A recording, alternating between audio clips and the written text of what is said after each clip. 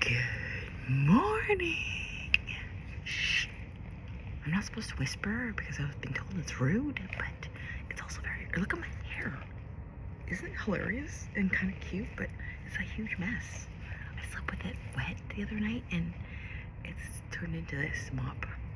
So it's gonna stay for a couple days. Anyways, good morning, everybody. I hope everyone had a good night's sleep. I certainly did. And what was I gonna say? Part 2 of my story of my first real love in Mexico. Aww, pitter patter, pitter patter, pitter patter. He's so sweet. Part 2. So we ended up dating for a little bit. Not for a little bit, for the whole time I was there, actually. The whole, almost 5 months I was there, I was seeing him. And then I left. He gave me his ring.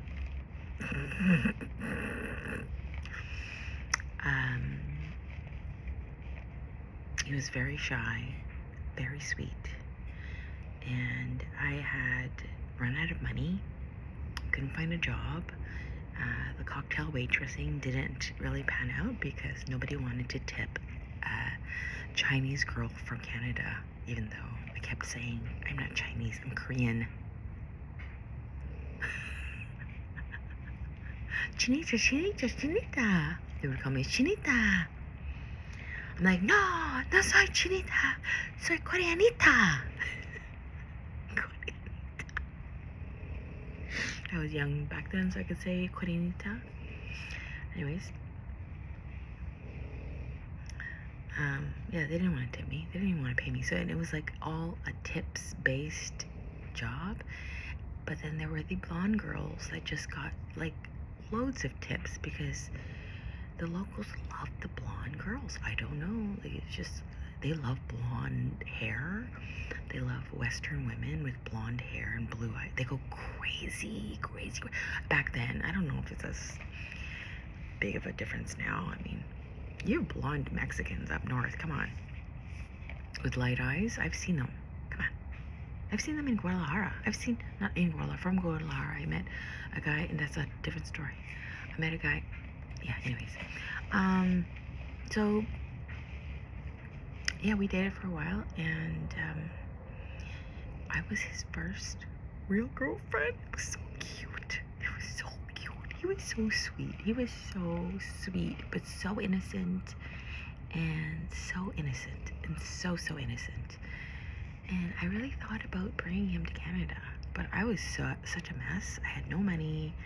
I dropped out of school to go to Mexico. My mom disowned me because I dropped out of university. And she didn't understand my itch to travel and experience the world. She didn't understand that because, typical Korean, traditional Korean values, family, go to school, go to university, become a doctor or a lawyer, at least marry one. I couldn't become a doctor or a lawyer, and no, I did not marry one either. So huge disappointments all around. Ding, ding, ding. Anyways, I digress. So we stayed in touch. We sent love letters to each other, and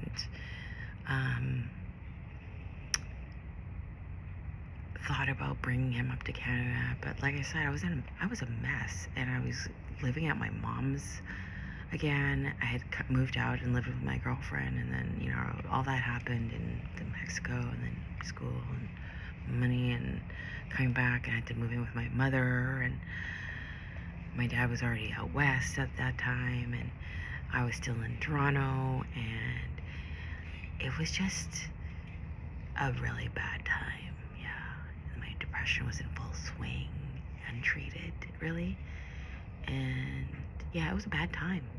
I was missing my boyfriend. I was missing being free and being now under my mom's thumb as a young adult,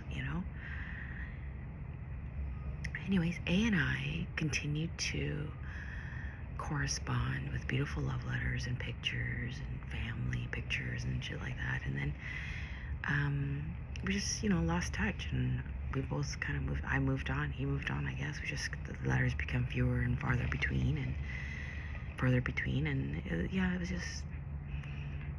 And then I think I reached out to him one time, years later, and I found out from his family. I think I sent a letter, and they responded to me and told me that,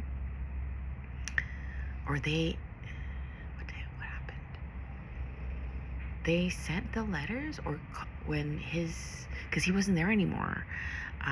He had moved. He had met a woman, a much older woman, much older than me, and she took him to New York. So he lived with her in New York for a while, and they weren't married, but they were, like, I guess, common law, kind of. Yeah, common law for years. And then they broke up, and he moved to California. And that's when I think they gave him my phone number, and then he called me. And that's how, yeah, now that I think about it, that's how it worked out. Somehow they told him, and then I found out all this stuff later. But yeah, it's like such a weird, wild story, but from a small town. Well, back then it was a small town. And he was just so sweet. And I actually ended up seeing him in California, so that will be part